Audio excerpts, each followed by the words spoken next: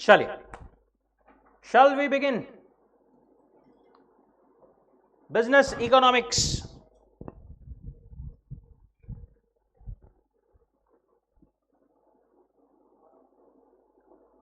Online guys एक बार वापस कंफर्म कर देंगे, आवाज, screen, everything is fine.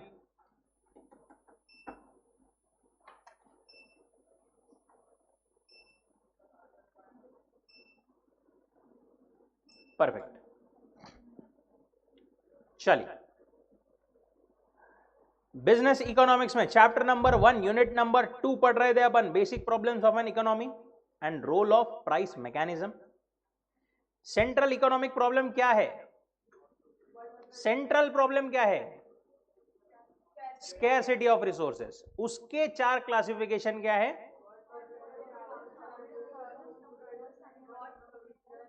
Should be made for the future. Correct. अब ये अपन ने क्या देखा था, अलग अलग टाइप की इकोनॉमीज अपने अपने हिसाब से सॉल्व करती है.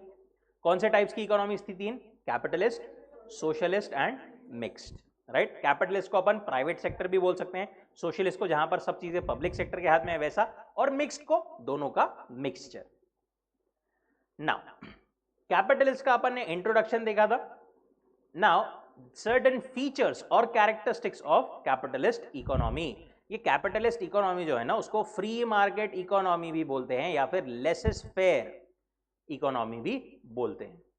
फ्री मार्केट और लेसेस फेयर इकोनॉमी. क्या क्या कैरेक्टरिस्टिक्स है? सबसे पहली, राइट टू प्राइवेट प्रॉपर्टी. यहां पर कैपिटलिस्ट इकोनॉमी में सारी चीजें किसके अंडर रह सकती है? प्राइवेट प्लेयर्स के अंडर रह सकती है. जिसके पास में पैसा है, आप खरीदो, जितना घर खरीदना है खरीदो, सारी चीजें अपने पास में रखो, सब कुछ अपने हिसाब से प्रोड्यूस करो, बिल्कुल कोई पाबंदी नहीं है. Productive factors, land, factories, machine, mines etcetera can be under private ownership. Owners are free to use them in any manner. जैसा वो चाहे वैसा वो अपने डिजायर के हिसाब से यूज कर सकते हैं. गवर्नमेंट हो सकता है कुछ इक्का दुक्का छोटा मोटा रिस्ट्रिक्शन डाले, बट मेनली गवर्नमेंट का कोई ऐसा रिस्ट्रिक्शन एज सच नहीं रहता. May put some restrictions for benefit of society, but mainly ऐसा कोई उनका मेन रोल नहीं रहता. दूसरा, freedom of enterprise. Each individual, consumer, producer, resource owner, हर एक पर्सन फ्री है क्या डिसाइड करने के लिए कि उसको कौन सी इकोनॉमिक एक्टिविटी करनी है. कंज्यूमर फ्री है उसको क्या खरीदना है क्या नहीं खरीदना है. प्रोड्यूसर फ्री है उसको क्या बनाना है क्या नहीं बनाना है, सब कुछ अपने हिसाब से वो कर सकते हैं. Producer is free to set up any type of firm, produce any goods any service of his और her choice. Freedom of economic choice, again ऊपर का ही continuation. Free to make their economic choices regarding consumption, work, production, exchange. कौन सी चीज मुझे खरीदना है, कौन से डिपार्टमेंट, कौन से सेक्टर में मुझे काम करना है, क्या प्रोड्यूस करना है, कौन सी चीज एक्सचेंज मतलब कौन सी खरीदना है कौन सी बेचना है, ये सब कुछ आप फ्री टू डिसाइड हो. Profit motive, main driving force. Profit motive क्या है? सबसे मेन फोर्स या फिर सबसे ड्राइविंग फोर्स रहेगा एक कैपिटलिस्ट इकोनॉमी में. प्राइवेट प्लेयर्स है, प्राइवेट प्लेयर्स किसके लिए काम करते हैं? खुद के लिए. खुद के लिए मतलब प्रॉफिट्स के लिए. उनका मेन एम क्या होता है? सिर्फ और सिर्फ कैसे भी करके अपने को प्रॉफिट जो है वो कमाना है. Desire for profits induces entrepreneurs to organise production so as to earn maximum profits. Consumer sovereignty, क्या बोलते हैं वो? Consumer is considered to be a king in the capitalist economy. क्यों ऐसा? Consumer is suppose to be king under capitalism. Because consumer sovereignty means buyers ultimately determine which goods and services will be produced. अब देखो, अपन ने बोला producers free है determine करने को कि उनको क्या बनाना है, बट वो लोग कौन सी चीज बनाएंगे? जो कंज्यूमर्स डिमांड कर रहे हैं, राइट? वही तो, तभी तो उनकी चीज बिकेगी, तभी तो उनको प्रॉफिट्स होंगे ना, राइट? अल्टीमेटली वो क्या बोल रहे हैं? डिसाइड वैसे करते एक्चुअली प्रोड्यूसर है, बट वो प्रोड्यूसर भी क्या करेंगे अल्टीमेटली? कौन डिसाइड करता है इनडायरेक्टली? कंज्यूमर्स. इसलिए consumer sovereignty and he is treated as king. Consumer sovereignty मतलब उसका इंडिपेंडेंस, उसकी ruling. Producers have to produce goods and services preferred by the consumers based on the purchases made by them. Consumers decide how the economy's limited resources are allocated. Competition सबसे important feature capitalist economy का. देखो capitalist में हर कोई चाहता है मैं ज्यादा profit कमाऊं, मेरा प्रोडक्ट ज्यादा बिके। हर कोई नहीं, क्या कॉम्पीट करते रहता है, मैं ज्यादा अच्छे से प्रोडक्ट दूं, मैं कम से कम कॉस्ट में बनाऊं, मैं कम से कम प्राइस चार्ज करूं, right. This leads to competition among the players and this brings out competition brings out best among the buyers and sellers and results in efficient use of resources, right। Competition अगर अपने को सामने दिखती रही तो हर किसी को थोड़ा मोटिवेशन होता है परफॉर्म करने के लिए, मेरे को उससे बेटर करना है, राइट। बट अगर कोई नहीं रहा, अकेला ही पर्सन रहा, तो कंपटीशन भी, वो मोटिवेशन भी जो है वो कहीं ना कहीं थोड़ा कम हो जाता है। एब्सेंस ऑफ गवर्नमेंट इंटरवेंशन और इंटरफियरेंस, वहां पर कैपिटलिस्ट इकोनॉमी में कोई ऐसा कोई एक सेंट्रल प्लानिंग बोल करके नहीं रहती है। सेंट्रल गवर्नमेंट रहती है बट वो जो है ज्यादा कुछ इंटरफियर नहीं करती। सारे डिसीजंस कौन लेता है? Guided by the self interest and price mechanisms that is operates automatically without an direction and control of the government. ये प्राइस मैकेनिज्म, सेल्फ इंटरेस्ट, इस पे अपन आते हैं। Now capitalist economy, how they solve their central problems. ये जो अपन ने 4 प्रॉब्लम्स बोली थी, what to produce, how to produce, for whom to produce and what provisions, वो यहां पर कैसे डिटरमाइन होगी। देखो कोई भी इकोनॉमी में अगर कैपिटलिस्ट की अगर अपन बात करें, कंज्यूमर्स चाह रहे हैं कि उनको चाहिए कार, प्रोड्यूसर बोल रहे हैं नहीं हम प्रोड्यूस करेंगे क्लोथ, वर्कर्स बोल रहे हैं नहीं नहीं हम तो कोई तीसरे इंडस्ट्री में ही काम करेंगे इलेक्ट्रॉनिक्स की। कुछ हो पाएगा क्या वो इंडस्ट्री, वो इकोनॉमी में बेसिकली कुछ नहीं हो पाएगा। There will be total confusion and chaos in the country. But this does not happen in capitalist economy. Actually ऐसा कभी होता नहीं है। क्यों नहीं होता है?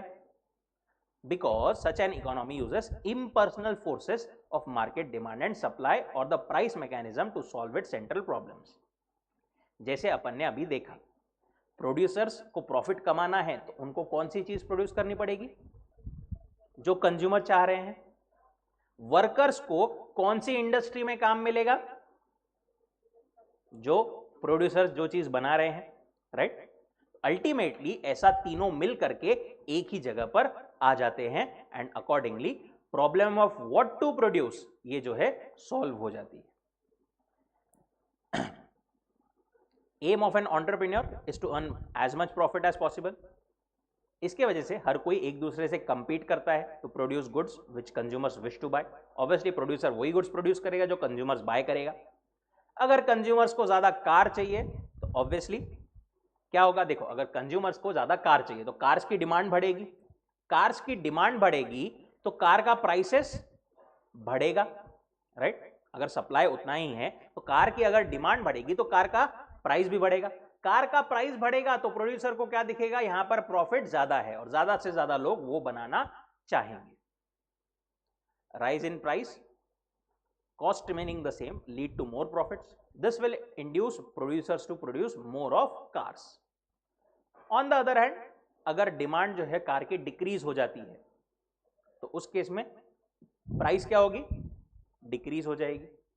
प्राइस डिक्रीज हो जाएगी तो प्रोड्यूसर को दिखेगा कि अरे अब इसमें प्रॉफिट उतने नहीं है, जाओ छोड़ दो इसको, दूसरे इंडस्ट्री में चलते हैं, और उसका जो है एक्चुअल उसका बनाना कम हो जाएगा।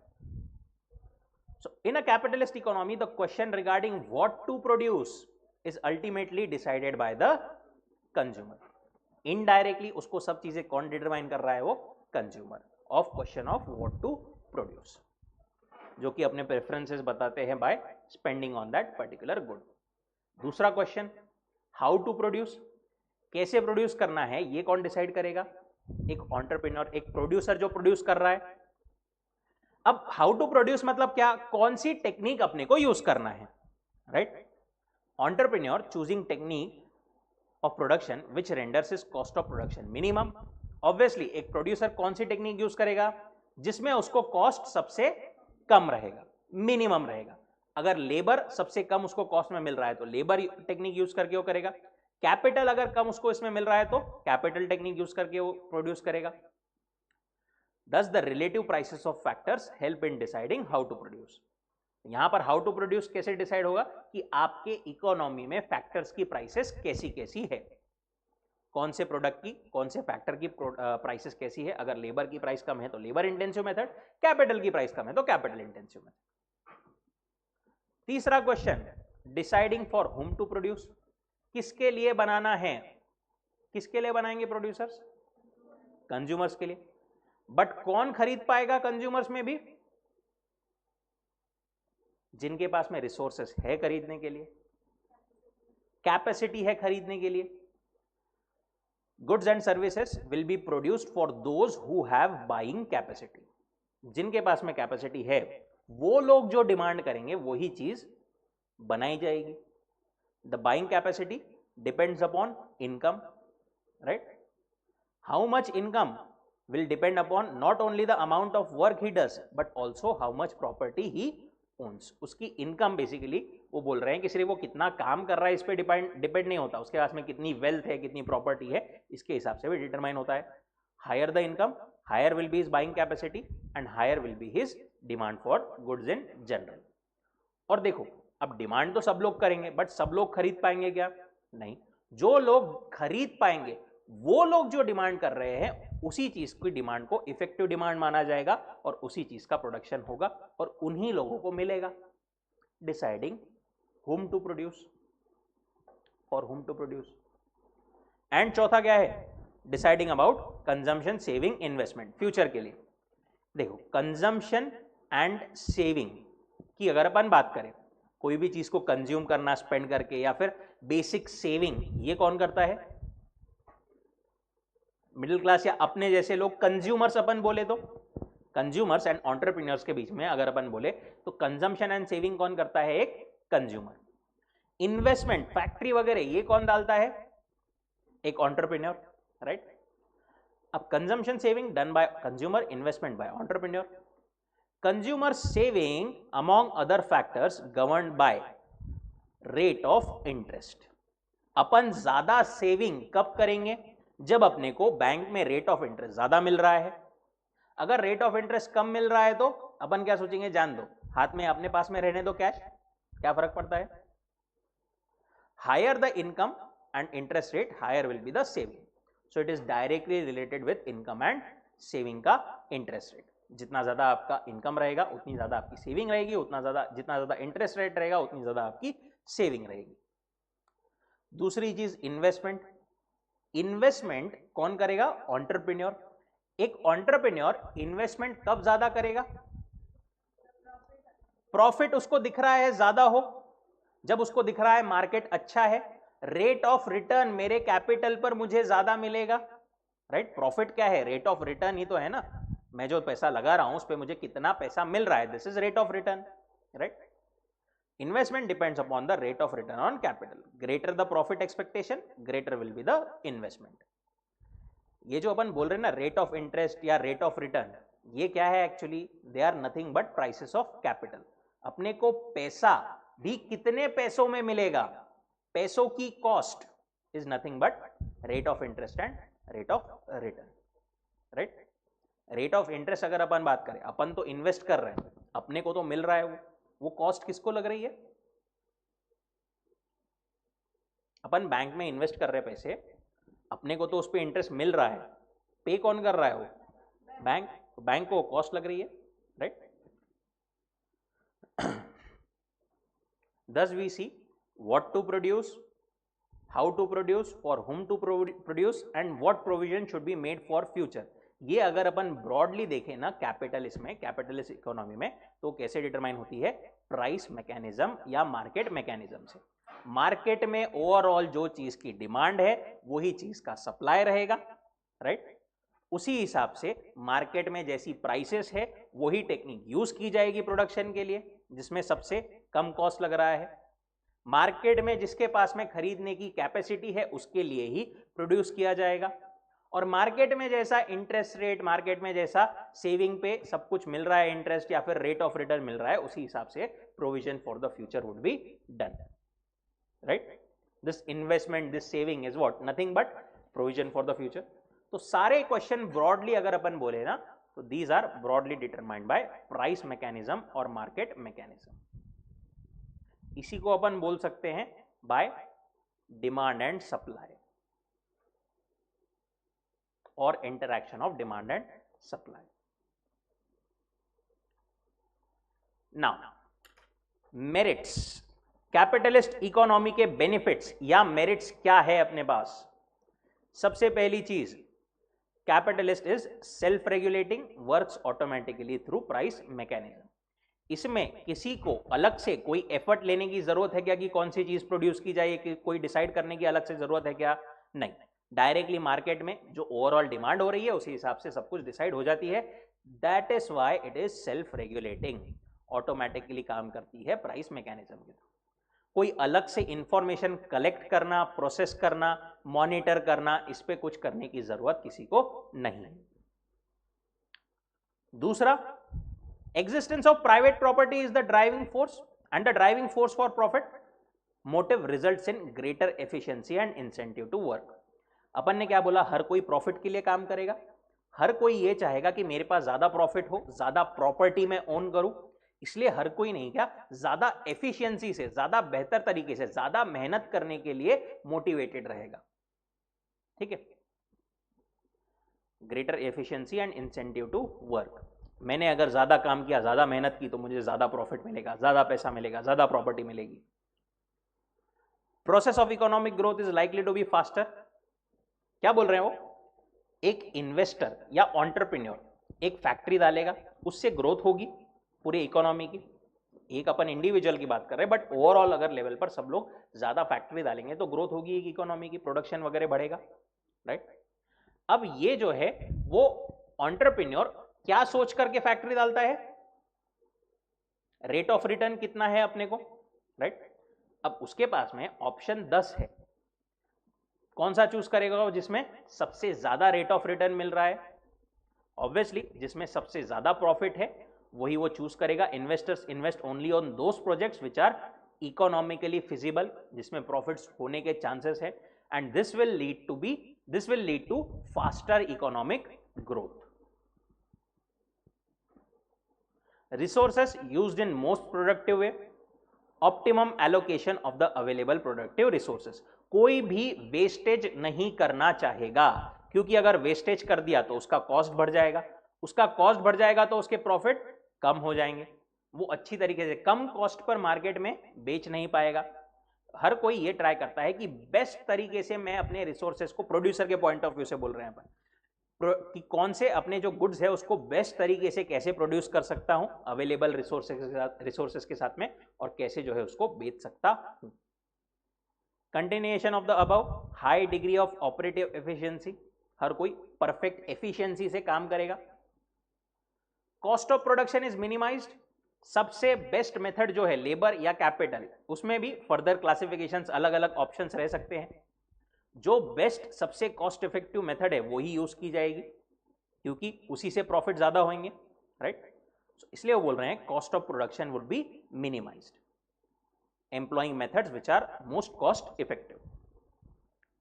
Efficient economic decisions and their implementation, economic decisions की कौन सी चीज में अपने को इन्वेस्ट करना है, कौन सा बिजनेस ज्यादा करना है, ये सब प्रॉपर एक एफिशिएंटली सारे डिसीजन होंगे, और उनका इंप्लीमेंटेशन भी, सिर्फ डिसीजन होंगे ऐसा नहीं, उसका इंप्लीमेंटेशन भी ज्यादा बेहतर तरीके से होगा। कंज्यूमर्स आर बेनिफिटेड, क्यों कंज्यूमर्स को बेनिफिट रहेगा, क्योंकि देखो मार्केट में बहुत कंपटीशन रहेगा। ए बोलेगा मैं 10 रुपए पर बेचता, बी बोलेगा अच्छा मैं 9 रुपए पर बेचता, सी बोलेगा मैं 8 रुपए पर बेचता। हर कोई अपना कॉस्ट कम से कम करना चाहेगा, बेस्ट से बेस्ट क्वालिटी प्रोवाइड करना चाहेगा। इसमें बेनिफिट किसका होगा, कंज्यूमर का, उसको कम से कम कॉस्ट पर प्रोडक्ट मिलेगा, अच्छी से अच्छी क्वालिटी मिलेगी at a reasonable price, good quality at reasonable price, which will ensure maximum satisfaction to consumers.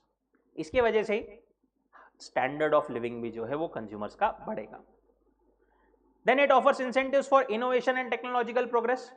Capitalism में क्या होता है, इनोवेशन ज्यादा रहते हैं, sorry innovation and technological progress जो है वो ज्यादा रहती है। क्यों, क्योंकि जो ज्यादा इनोवेशन करेगा, जो ज्यादा टेक्नोलॉजिकल प्रोग्रेस करेगा, उसको ज्यादा प्रॉफिट्स होंगे, वो ज्यादा अच्छी तरीके से प्रोड्यूस वगैरह कर पाएगा सब चीजें, right. Participants enjoy maximum amount of autonomy and freedom. It preserves fundamental right such as right to freedom, right to private property etcetera. एकदम कंप्लीट इंडिपेंडेंस रहती है सब लोगों को, जो चाहिए आप खरीद लो, जिस प्रोडक्शन में आपको, प्रोडक्शन मतलब जिस चीज का करना है वो कर लो, आपको पूरा राइट है, पूरी फ्रीडम है कि आप जो करना चाहे आप कर सकते हो। ऑटोनॉमी दैट इज फ्रीडम एकदम मैक्सिमम लेवल पर होती है। Rewards man of initiative, punishes the imprudent. जो लोग अच्छी तरीके से एफिशिएंटली काम कर रहे हैं उनको उसका रिवॉर्ड भी मिलेगा, जो लोग अच्छी तरीके से काम नहीं कर रहे हैं, इम्प्रूडेंट है, एफिशिएंट नहीं है, उनको अपने आप मार्केट बाहर फेंक देगा। ठीक है। डेमोक्रेटिक फ्रेमवर्क पर यह काम करता है, people, of the people, for the people, by the people. लोगों में से ही लोग जैसे बोल रहे हैं उसी हिसाब से दूसरे लोग प्रोड्यूस करेंगे, और ये लोग जो खरीद रहे हैं वही लोग दूसरे लोग प्रोड्यूस करेंगे। Encourages enterprise and risk taking, emergence of an entrepreneurial class. इसके वजह से क्या होता है, एक कैपिटलिस्ट इकोनॉमी में लोगों को दिखता है कि अपन ने ज्यादा काम किया, ज्यादा थोड़ा सा अच्छे से रिस्क ली, प्रॉपरली बिजनेस सेटअप किया, तो अपने को इसमें बहुत ज्यादा पैसा मिलने वाला है। इसके वजह से नहीं क्या, एक ऐसा मतलब ट्रेंड बन जाता है कि अपने को एंटरप्रेन्योर बनना है, अपने को बिजनेस सेटअप करना है, ऐसा जो एक एंटरप्रेन्योरल क्लास जो है पूरे एक इकोनॉमी में डेवलप हो जाता है। More the risk more the profit. तो फिर कैपिटलिज्म एकदम बेस्ट है क्या? वही फॉलो क्यों नहीं करता फिर हर जगह हर कोई? क्योंकि उसके कुछ डीमेरिट्स भी है। सिर्फ फायदे ही फायदे ऐसा बिल्कुल नहीं है। There are certain demerits which we need to consider. सबसे पहले vast economic inequality and social injustice under capitalism which reduces aggregate economic welfare. देखो अपन ने क्या बोला, यहां पर चीजें किसको मिलेगी? कंज्यूमर्स को। कौन से कंज्यूमर्स को?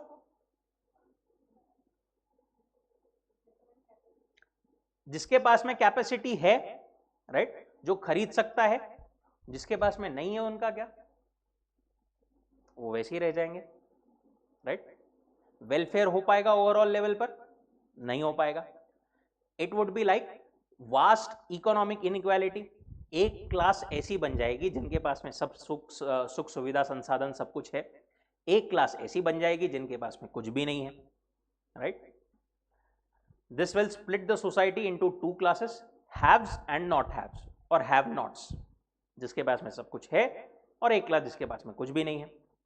Social unrest and class conflict will be there. Social unrest मतलब एक बेसिकली सोशल लेवल पर लैक ऑफ सेटिस्फैक्शन रहेगा लोगों में, और ये दो क्लासेस बन जाएंगी, इनके बीच में कॉन्फ्लिक्ट होना भी नॉर्मल है in such situation. Precedence of property rights over human rights. Basic human rights, right to food वगैरह, इसको कोई तवज्जो, कोई इंपॉर्टेंस नहीं दिया जाता इन कैपिटलिज्म। किसको मेन इंपॉर्टेंस दिया जाता है? पैसे को, प्रॉफिट को। प्रेसिडेंस ऑफ प्रॉपर्टी राइट्स, हमारे पास में पैसा है, प्रॉपर्टी है, तुम्हारे हिसाब से होगा, जिसके पास में नहीं है उसके ह्यूमन राइट्स वगैरह से भी हमको कुछ लेना देना नहीं। Right to have basic things वगैरह, ये किसी भी पे भी ज्यादा ध्यान नहीं दिया जाता अंडर परफेक्ट कैपिटलिज्म। क्या ये सही है? बिल्कुल नहीं। अल्टीमेटली क्या है, एक ह्यूमन ही तो है यार, मतलब पैसा तो ठीक है आते जाते रहता है, बट ओवरऑल ये पूरा वर्ल्ड, ये यूनिवर्स क्या है? ह्यूमंस के लिए हम लोग आपस में इंटरैक्ट करते हैं, एक ह्यूमन के लिए ही तो है सब कुछ, जो कि वहां पर कंपेरेटिवली क्या, कंप्लीटली इग्नोर किया जाता है। Economic inequalities lead to wide differences in economic opportunities and perpetuate unfairness. देखो क्या बोलते हैं, कैपिटलिस्ट, परफेक्ट कैपिटलिस्ट इकोनॉमी में क्या होता है, class A and class B. एक ये ऐसी क्लास हो जाती है जिनके पास में सारे पैसे, सारे संसाधन हैं, एक जिनके पास में कुछ नहीं है। अब यहां पर क्या होगा, इनके बच्चे और इनके बच्चे, ज्यादा एजुकेशन, अच्छा हायर एजुकेशन वगैरह भी कौन अफोर्ड कर पाएगा? ए वाले। ज्यादा अपॉर्चुनिटीज किसको मिलेगी फिर? इनको। ये लोग वहीं के वहीं रहेंगे, और फर्दर ये गैप जो है वो वाइडन होता जाएगा। Wide differences in economic opportunities and perpetuate unfairness in the society. It ignores human welfare. Aim is only what? Profit, not the welfare. बोलने के लिए हो सकता है कि हमको ह्यूमैनिटी के लिए काम करना है, बेनिफिट के लिए काम करना है, बट मेन मोटिव क्या रहता है? सिर्फ और सिर्फ profit. Because of income inequality, pattern of demand does not represent real needs of the society. देखो, 100 लोग हैं, उसमें से 10 लोगों के पास में ही रिसोर्सेस है, 90 लोगों के पास में नहीं है. अब ये 10 लोग डिमांड कर रहे हैं कार, ये लोग डिमांड कर रहे हैं फूड. इकोनॉमी में क्या प्रोड्यूस होगा? कार, क्योंकि जो लोगों के पास में रिसोर्सेस है उनकी डिमांड ही फुलफिल होगी. और ऐसा दिखेगा कि इकोनॉमी में कार की डिमांड है, बट ऐसा है क्या? डिमांड एक्चुअली काय की है? फूड की. Due to income inequality, pattern of demand does not represent real needs of the society. Exploitation of labour is common. Labour का एक्सप्लॉयटेशन बहुत कॉमन है, कोई सिक्योरिटी नहीं रहती है. जैसे हायर क्लास के पीपल बोलते हैं वैसे ही लेबर्स को काम करना पड़ता है. This makes workers more vulnerable and often leads to strikes and lockouts. Consumer sovereignty is a myth. पहले अपन ने बेनिफिट्स में क्या पढ़ा था कि consumer is the king, consumer एक राजा है, बट ये बोल रहे हो बोलने की बात है. ऐसा कुछ नहीं होता, because they often become victims of exploitation. बहुत ज्यादा कंपटीशन होता है ना, तो इसीलिए क्या होता है, हर कोई प्रोड्यूसर ये देखता है कि मेरे को प्रॉफिट कैसे बेस्ट मिले. क्वालिटी गई खड्डे में, मेरे को मिलावटी गुड्स, एडल्ट्रेटेड गुड्स बनाने पड़े, मैं बनाऊंगा, सबसे ज्यादा प्रॉफिट मेरे को उससे होता है, करूंगा. कम क्वालिटी के प्रोडक्ट्स बेचना पड़े, बेचूंगा, बट मेरे को प्रॉफिट चाहिए, जिसके वजह से सफर कंज्यूमर को करना पड़ता है, which works against consumer welfare. Misallocation of resources will move into the production of luxury goods, less of wage goods.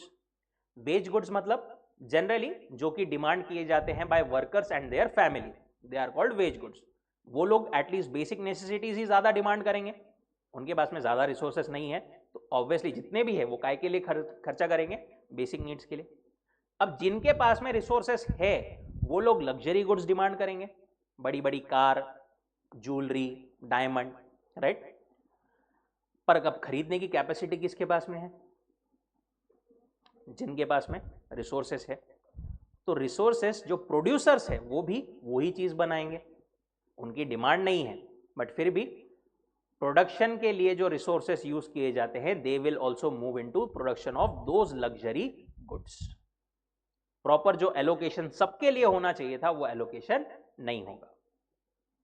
Less of merit goods, अच्छे गुड्स जैसे कि एजुकेशन, हेल्थ केयर, ये कम प्रोवाइड किए जाएंगे. क्यों? क्योंकि इसमें प्रॉफिट कम है.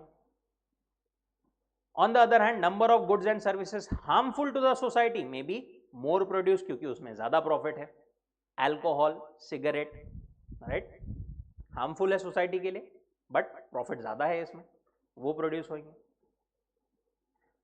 Economic instability, over production, unemployment is very common. एक तो इकोनॉमिक इंस्टेबिलिटी रहेगी, सब लोगों की डिमांड पूरी नहीं होगी. प्रोडक्शन, ओवर प्रोडक्शन क्यों बोल रहे हैं ये? क्योंकि जैसा अपन ने दिया था 10 और 90 का एग्जाम्पल, 10 लोगों की जो डिमांड है उसी हिसाब से प्रोडक्शन होगा, बट वो 10 लोग खरीद के कितना खरीदेंगे, राइट. एक्स्ट्रा गुड्स प्रोड्यूस किए जाएंगे ये वाले, right. That's why over production. Unemployment बहुत कॉमन रहती है, generally is very common under capitalism. बहुत ज्यादा ह्यूमन मिजरी वहां पर एक पूरे कैपिटलिस्ट सेटअप में रहती है. एनॉर्मस वेस्ट ऑफ रिसोर्सेस, क्या बोल रहे हो? हर किसी को अपना प्रोडक्ट ज्यादा बेचना है तो ज्यादा से ज्यादा वो खर्चा करते हैं ऑन एडवर्टाइजिंग, मार्केटिंग, ये सब चीजों पर. और ये सब जो है वो बोल रहे हैं कि बेकार का, मतलब देखो एक लेवल तक मार्केटिंग वगैरह करना पड़ता है, बट अगर आप बहुत ज्यादा एक्सटेंसिव अननेसेसरी एक्सपेंड कर रहे हो तो that is wastage of resources, जो कि वहां पर होता है. फॉर्मेशन ऑफ मोनोपोलीज, बड़ी बड़ी कंपनीज जो है वो क्या कर सकती है, थोड़े दिन के लिए बोलेगी कि फॉर एग्जाम्पल एक कैपिटलिस्ट इकोनॉमी में एक बहुत बड़ी कंपनी है ए लिमिटेड, और छोटी छोटी और 10 फर्म है, CDEFGHIJ, बहुत सारी अलग अलग फर्म्स है. दोनों भी सेम प्रोडक्ट बना रही है, ज्यादा पैसा इसके पास में रहेगा। ये क्या सोचती है, मैं एक काम करती हूँ, थोड़े दिन के लिए मैं अपने प्रोडक्ट्स को 50% डिस्काउंट पर बेच देती हूँ। इससे क्या होगा, ये लोग ज्यादा टाइम पर इतने ज्यादा डिस्काउंट पर बेच पाएंगे क्या? नहीं, वो लोग कहां से लाएंगे पैसा? बट ये कंपनी ला लेगी पैसा, इसके पास में तो बहुत पैसा है, बड़ी कंपनी है। तो इसके वजह से क्या होगा, अल्टीमेटली ये लोगों को बिजनेस बंद करना पड़ जाएगा, और अल्टीमेटली कौन बचेगा बिजनेस में? सिर्फ और सिर्फ ए, उसकी मोनोपोली वहां पर बन जाएगी। Formation of monopolies as large firms may be able to drive out small ones by fair और फाउल मीन्स। सही तरीके से या फिर गलत तरीके से वो चाहती है कि अपन डोमिनेंस में आ जाए।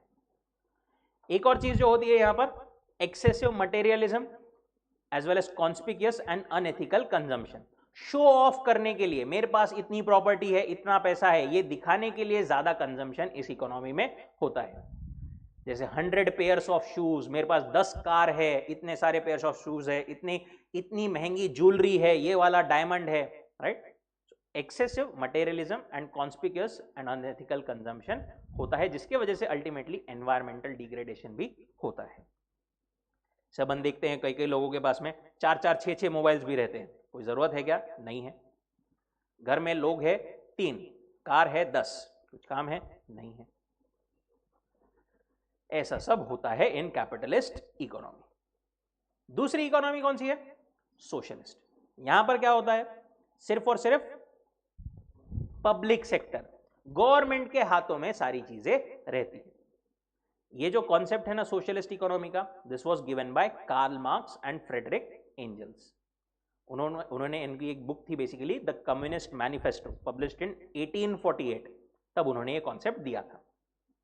इन्होंने क्या बोला था, material means of production that is factories, capital, mines, जो कि कैपिटलिस्ट में किसके पास में थे? प्राइवेट प्लेयर्स के पास में, प्राइवेट हैंड्स में, are now here owned by the whole community. Whole community मतलब कौन? Represented by the state. State मतलब यहां पर स्टेट गवर्नमेंट नहीं बोल रहे, स्टेट मतलब बेसिकली गवर्नमेंट, एक सेंट्रल अथॉरिटी। अब गवर्नमेंट खुद के लिए होल्ड कर रही है ये सब चीजें, किसके लिए कर रही है वो? For benefit of all. All members are entitled to get benefit from socialized planning production. A socialist economy is also called command economy और centrally planned economy. देखो यहां पर क्या होता है, सोशलिस्ट इसमें पूरे देश में एक सेंट्रल अथॉरिटी अपॉइंट की जाती है, या तो उसको सेंट्रल गवर्नमेंट बोल लो, सेंट्रल प्लानिंग अथॉरिटी बोल लो, नाम अलग अलग हो सकते हैं।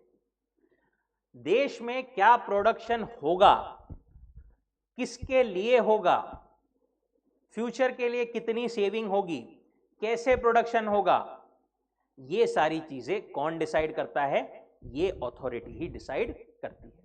That is central economic problems are solved by central planning authority.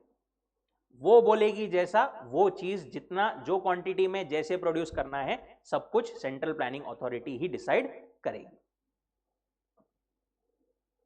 Resources are allocated according to the commands of central planning. Market forces have no role in the allocation.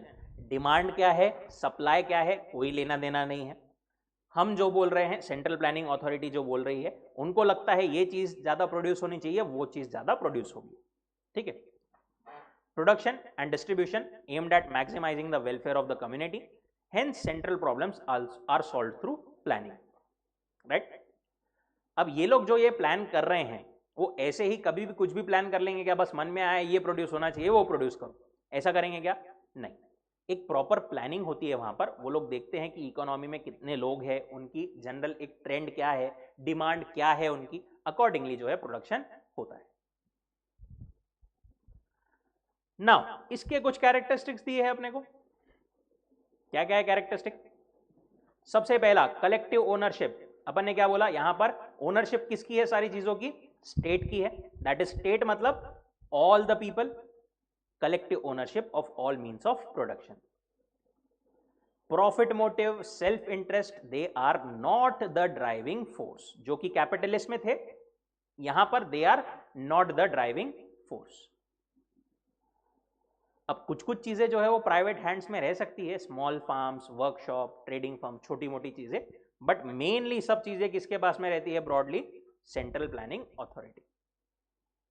The resources are used to achieve certain socio-economic objectives। सिर्फ पैसों पे नहीं, पैसों के साथ में लोगों के वेलफेअर पे, सोशली सब लोग सैटिस्फाई रहे, इस पर जो है त्याच्यावर भर देता ज्यादा आपण म्हणतो की उस पे जो है मेन फोकस किया जाता है।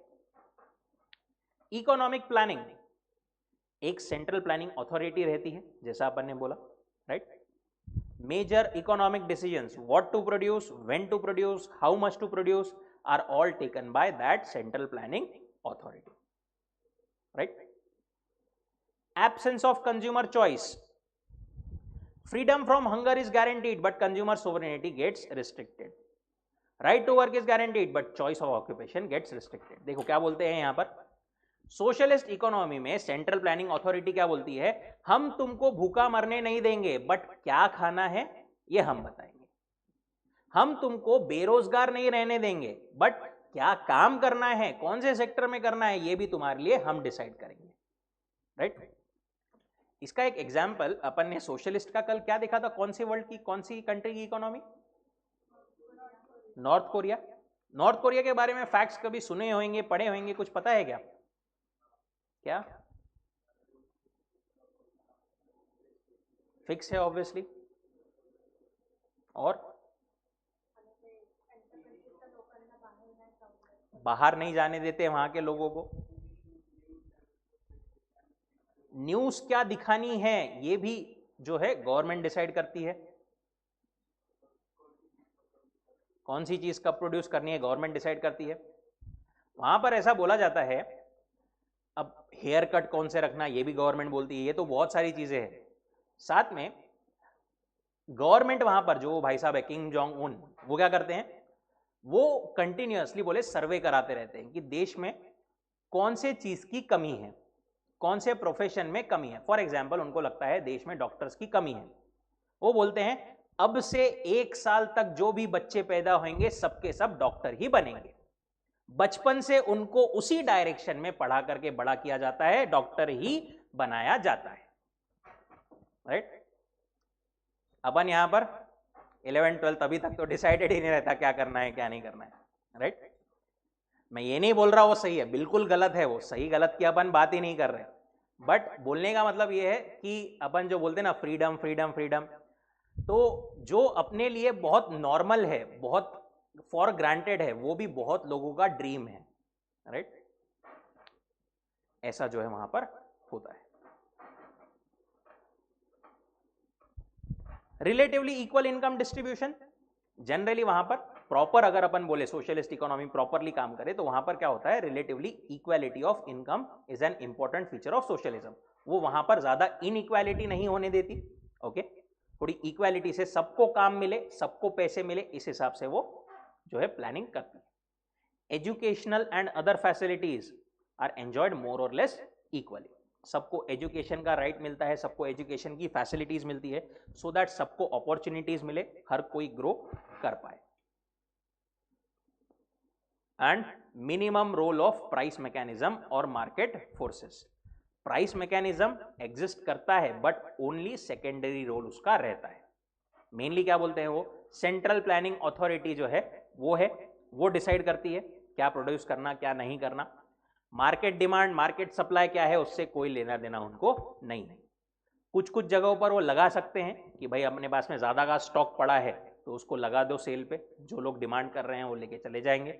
अदरवाइज मेन जो है सारे डिसीजन सारे एलोकेशन वगैरह के सेंट्रल प्लानिंग अथॉरिटी अपने एक प्री डिटरमाइंड प्लान के हिसाब से लेती है।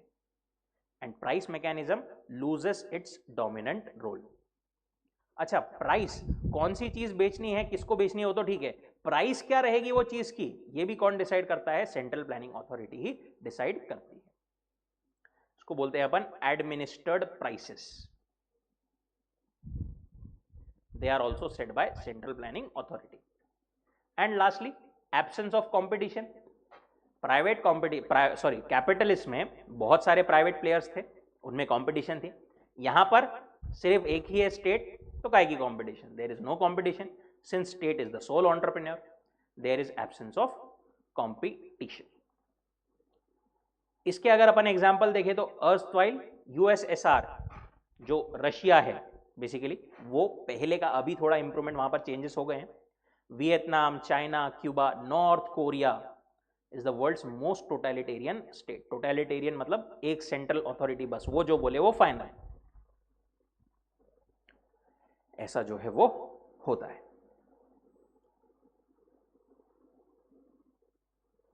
ठीक है, यहां तक कोई डाउट, कोई दिक्कत?